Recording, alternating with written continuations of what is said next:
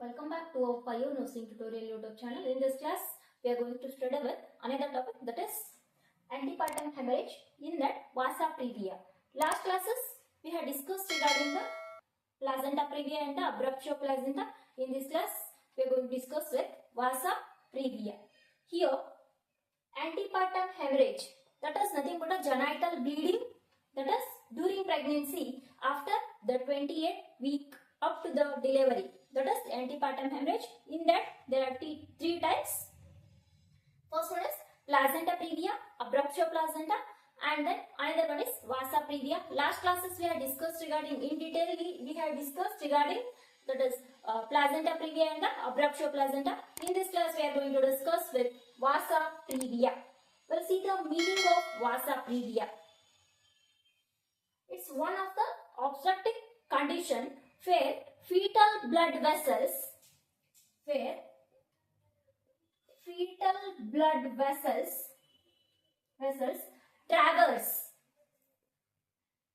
traverse or lie in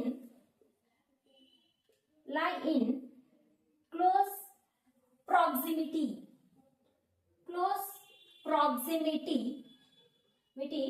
to the internal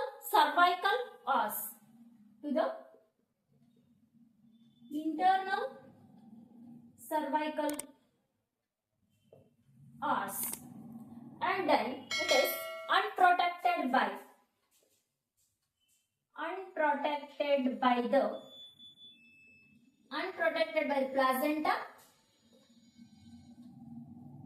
placenta or umbilical cord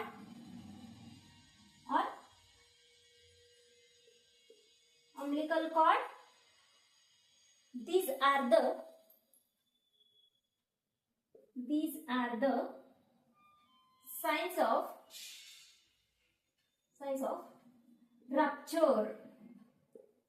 rupture. This is the meaning of vasa previa. What happens here?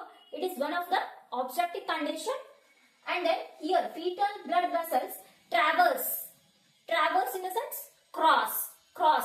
Blood vessels used to get crossed and then traverse and lie in close proximity, closer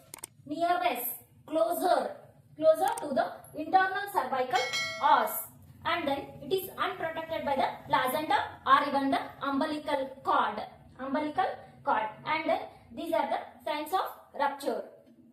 This is the definition, meaning of vasa previa. Next we will see the etiology and risk factors of vasa previa. First, etiology is placental abnormalities, that is velamentous cord insertion, and then bilobed or succenturate placenta, and then multiple pregnancies, and then in vitro fertilization, history of uterine surgeries, it may be CS, caesarean section or myomectomy, and then low-lying placenta or placenta previa. These are the etiology and risk factors of vasa previa. Next we will see the first section, clinical manifestations of vasa previa. Here first and foremost, antepartum bleeding.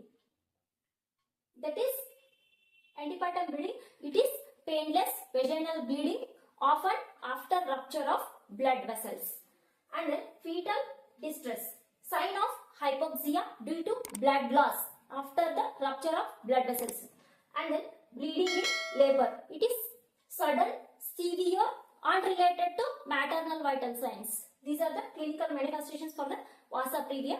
And next we will see the diagnostic evaluation, diagnostic test. First there will be the history collection and the physical examination related to that, and then after that ultrasound. It is to visualize the blood vessels, ruptured vessels. This is the diagnostic test for the vasa previa. Next we will see the management of vasa previa. Here first one there is the antenatal care. Here serial ultrasounds to confirm the diagnosis, and then this one during third trimester hospitalization is needed for the close monitoring, and then administration of corticosteroids if preterm delivery is anticipated. enhance fetal lung maturity. This is all about the antenatal care. And then next comes to the delivery plan. Here elevated or elected this one cesarean section around 34 to 37 weeks. Around 34 to 37 weeks. And then emergency cesarean delivery if bleeding or rupture occurs. This is all about the management of Vasa PV. And next we'll see the complications. These are the fetal complications. Fetal complications, that is hypovolemia and anemia and then hypoxia leading to brain damage or even death. And then neonatal mortality, that is if undiagnosed and this one rupture of vessels, blood vessels. These are the fetal complications. This is all about the Vasa previa. I hope you all are clear with the topic. Please like, share and subscribe to my YouTube channel. Thank you for watching.